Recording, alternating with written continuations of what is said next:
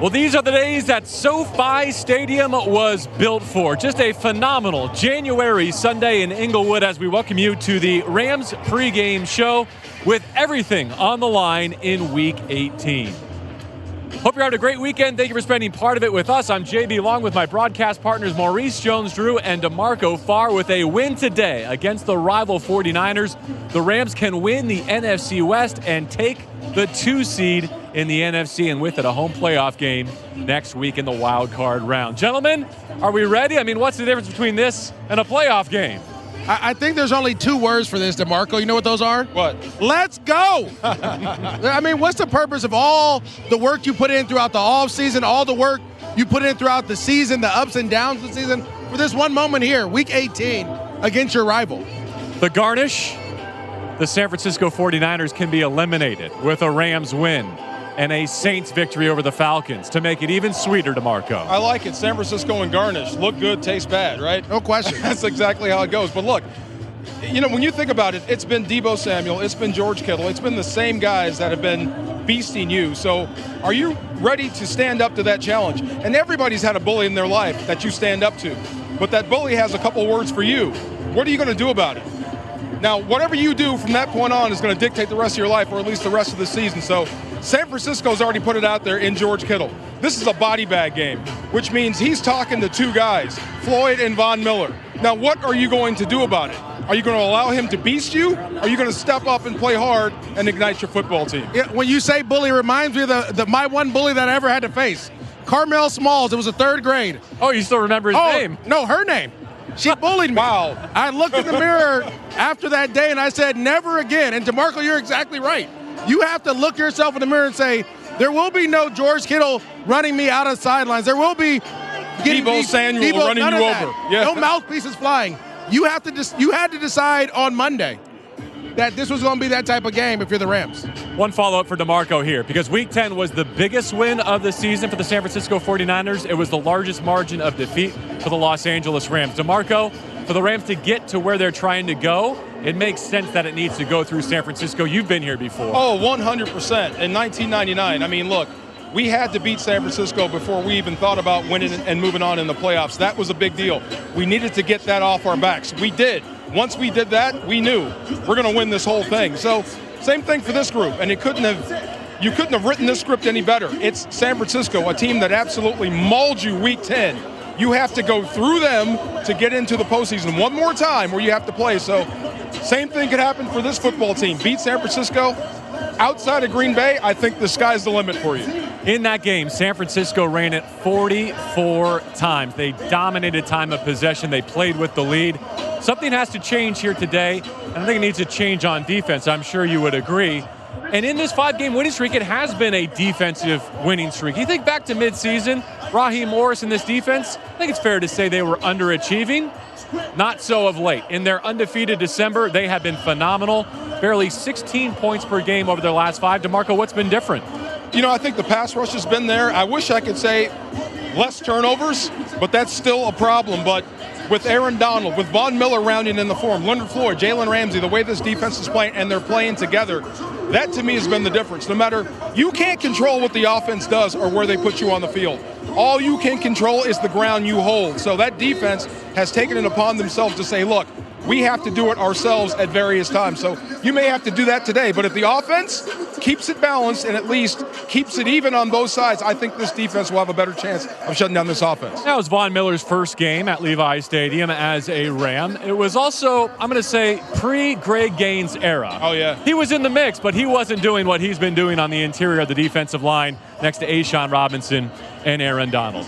All right, Kyle Shanahan tried to play it close to the vest this week. Would it be the rookie Trey Lance? Would it be Jimmy Garoppolo, a couple of weeks removed from a thumb injury? I got to be serious. I wasn't buying any of it. Because if you've got your rival on the ropes, if they have not been able to solve the puzzle, why give them a new puzzle, Maurice? He's going to play Jimmy Garoppolo. You're exactly right, JB. And the puzzle has less to do with Jimmy Garoppolo, but what he's able to do on 3rd downs, right? 1st and 2nd down, you know they're going to run the ball. 3rd down, they want to get into 3rd and 5 or less and then they're going to just dink and dunk you down the field. They don't want the big shot plays. They know that Jimmy is a veteran guy that can make the throws, the necessary throws to extend the drive, and that's all they want to do. They want to keep your defense on the field. They want to wear you down, and it's been the whole play. Can you stop the pitch away from Aaron Donald? Can you stop the fly sweep? And can you stop the in-breaking routes? Very simple, but the Rams haven't been able to do it the last couple years. Do you remember the next-gen passing chart coming out of that game? Oh, my goodness. Garoppolo didn't throw beyond 10, 12 yards. He didn't throw outside the numbers. It was downright disrespectful. And that's what it is. And we've talked about this so much. And DeMarco, you know this. And anyone that's watching, when you play your rival in high school, all the schematics go out the window. It is mano-a-mano. Can you beat me, and can I beat you? And that's what the Rams have to come down to. Jalen Ramsey, on third down, you have to lock him up with Deebo Samuel or George Kittle, and the other guy has to get double-teamed. Force the other guys to beat you and see if it can happen. As we transition to a bit of offense, let's talk about Odell Beckham Jr., because that's another huge difference from Week 10. He made an appearance in that game. But remember, he didn't have a full practice under his belt when the Rams had just lost Robert Woods. And then you fall behind, and you're in 2-minute mode for the better part of 3 quarters, and he wasn't part of that game plan. Now he's very much in the mix, DeMarco. In fact, the Rams are not here with this opportunity without what Odell has done the last few weeks. That catch last week, oh my goodness. The fourth down catch was unbelievable, and the touchdown was great too. But yeah, I mean, he's the guy that beats scheme. Cooper Kupp is having a fantastic year. I mean, he is the focal point of this offense. You can't stop him from getting the football. But Odell Beckham Jr. and how special he is, he's the one that beats great coverage. Yes. When you've got it all locked up, there's nowhere to go with the football except he comes over the top and makes a play. That's the one that breaks your back. And you're actually running plays for him now. So this will be something different the 49ers haven't seen yet or aren't used to. But to me, it's all about running the football. First and foremost, running it with Sony Michel, softening up the defense so you get that man coverage so that Cooper Kupp, Tyler Higbee, Odell Beckham Jr. can work their magic in man coverage. Now, I have to say this, guys. The last time I really sat down and watched the Niners game was that Thursday night against the Tennessee Titans. There was one guy that beat him. It was A.J. Brown. Yeah. A.J. Brown dominated that game on third down, first down, second down, and fourth down. The key is, for the Rams, can you protect and hold up long enough for Odell Beckham Jr. and Cooper Kupp to dominate this secondary that's been kind of vulnerable all year? Go ahead and say his name. Huh? Go ahead and say the guy's name. Oh, Josh Norman? No, Bosa. Oh, well, you yeah. say Bosa, protect long enough. Bosa. Yeah, Bosa, right. for sure. But this is the thing. You have the weapons, like you said, JB. You have the practice time and the chemistry to go out there and do that. Can and will you is the question. 12 catches, 136 yards, and 2 touchdowns. That's what Cooper Kupp needs to write his name atop all the Rams and NFL record books. And look, it's a big matchup today with K'Wan Williams. Almost the entire San Francisco secondary was down and then back this week with COVID. So they've practiced very little, but this is good against good today. This is strength against strength. Almost the entire roster for both teams at full strength. Yeah, K'Wan Williams is one of the best nickels in the game. I mean, he doesn't get enough credit for how he's able to stop on the run, the blitz, the coverage, all those things. And so for me, this is a great opportunity for Cooper Kupp to show his dominance, right? You're going to go against one of the better nickels in the game. You know, you just talked about all the stats that he needs to break all these records. You're the number one option.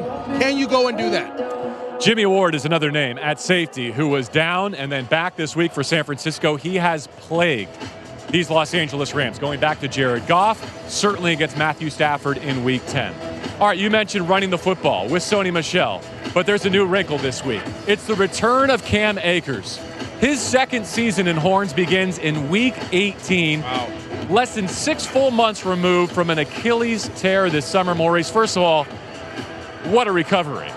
Modern medicine is amazing. Unbelievable. I mean, my goodness. I don't know what's going on, how I did it. I'm happy he's back because now you add a different dimension to your offense. It's just not ground and pound anymore. Now I have a guy that can line up at wide receiver and be explosive and can ground and pound you. So now the Niners have to worry about a couple other things, and that's what you're looking for. You want to put more on their plate. D'Amico Ryans, a guy that I had battles with when I played, he has to think about something a little bit more now. When Cam Akers comes in, how are they going to utilize him? You got to go all the way back to last year in the playoffs to see how the Rams utilize him and hope that works again today. One guess at how they might utilize him is in the passing game, right? He has that skill set. For all the great things that Sony Michel has done, and he's been phenomenal, he's not as good catch and run as Cam Akers. And when I think about what teams are doing against Matthew Stafford and the Rams, they're not blitzing, they're playing zone, they're trying to stay over the top. So those checkdowns have been there. Sony hasn't quite been able to capitalize to the full extent, but Cam Akers can. Oh, absolutely. And I hope Matthew Stafford is that kind of quarterback today. If you get that full zone and you can leak it out to the running back 10 times in a row, then go ahead and take it, especially if it's Cam Akers. Make him attack. Make them have to adjust. And I think the one thing I thought about when Cam Akers came back is balance. Now as a defense, you don't know what to do. You don't know if you can blitz. You don't know if you can go zone coverage, man coverage, because that's a mismatch if they motion him out. So having him back is going to open up the 11 personnel, which is what Sean McVay loves. You can always go back to Sony Michel and pounding and ground and pound with that 13 and 12. All right, let's get to some rapid-fire topics, one for each of you. Let's start with the Rams' offensive line. Maurice, are they playing as well as they have all season? They have, and a lot of it is because they've been able to go forward. They've been able to go forward and wear down defenses, and then they've done an amazing job against in the past, especially on the edges. You haven't seen a lot of the pocket collapsing from the edge. I love that for Stafford to be able to sit in the pocket and be comfortable. On special teams, Matt Gay's streak is over. He missed from 50-plus last week, but he's been one of the elite kickers in the league, and Brandon Powell has turned around the return game. You know, I think the special teams is going to wind up being the hero. At some point, if the Rams are going to host the Lombardi, the special teams is going to have a lot to say. They've been coming around making big plays. I think they'll make some today, too. And lastly, for both of you, how do we get second-half staff? More of the second-half Matthew Stafford in the first half here today. Lie to him. Lie to him? Yeah, tell him it's the third quarter. Make sure it says third. In the. I think for me, what I think about Stafford is, because of his aggressive nature, he's going to make those mistakes. Those are going to happen. But if you could keep the game close, you know you have a guy that is comfortable being uncomfortable. He's okay with driving the team 80 yards down the field in Baltimore on a horrible field in a horrible environment and winning the game. He's okay with that. So just keep it close. This is what I would do. Introduce him to Johnny Hecker, then Aaron Donald, then Jalen Ramsey. See, if you don't get the first down, it's okay to trust those guys. We have good defense, no doubt. Interesting. All right, if things go Matthew Stafford's way today, he'll be the fastest quarterback in NFL history to throw for 50,000 yards, and he will have his first division title as a pro. Wow. Matchups to watch for. I mean, we could do 2 hours on this topic, right? You've already touched on one of them. Why don't we start with Deebo Samuel against this Rams defense? He's the first player in NFL history with 1,300 receiving and 300 rushing. Listen, Kyle Shanahan does a great job. You know what? The matchup I was going to say was Kyle Shanahan versus Raheem Morris. Yeah. But it's the same thing. How do you stop the way they're utilizing Deebo Samuel? He can play running back because he's one of the – he probably runs – he's their best runner, to be honest with you, than their running backs. But then also they can line him at wide receiver, and he's their best receiver. So how do you stop that guy? I say you have to tackle and limit his yards after contact and catch. You got to hit him. See, I was going to agree with you for once. You got to tag that guy. Listen, he's hitting you, though. Yeah, well, you got to come up and hit him. You know how it is. It's got to be 2 trains a night. That's it. One of us has got to go down. Absolutely. Okay. A lot of the chatter has started with Aaron Donald saying he didn't know his name back a couple of years ago. We all know his name now, but how about Donald? If he goes out and has one of those 2018 games against the San Francisco 49ers, all the rest of this is moot because he can take it over. Of everyone who started Week 10, I think Aaron was the only one with multiple tackles for loss or even a tackle for loss. So my matchup, actually, you mentioned him, was Greg Gaines and Alex Mack. If that nose tackle is getting up the field, if that one technique guy is disruptive as Aaron Donald, you can't run the football, inside or outside. So look for that matchup. But AD's just got to be AD and just wreck shop, no doubt. Hard not to have chills as we count down to kickoff in this one. It's going to do it for our Rams pregame show. This could be the final home game at SoFi Stadium this season, or it could be the first of 5 in a row on a path to a Super Bowl run. The Rams are hoping for a T-shirt and hat kind of day with a win. They will get the NFC West crown, the best division in football, and the 2 seed in the NFC. They would host next week either New Orleans or Philadelphia. This game kicks off at 1:25 on Fox, 1:25 on Fox. We'll have the radio call for you on 710 ESPN, Jack FM 93.1 if you're here in the greater Los Angeles area. For DeMarco Farr, Super Bowl champion, for Maurice Jones-Drew, I'm JB Long. Once again, these are the types of days that SoFi Stadium was built for. Rivalry contest with it all on the line. Can the Rams win the West and keep the Niners out of the postseason? We're about to kick it off from Inglewood.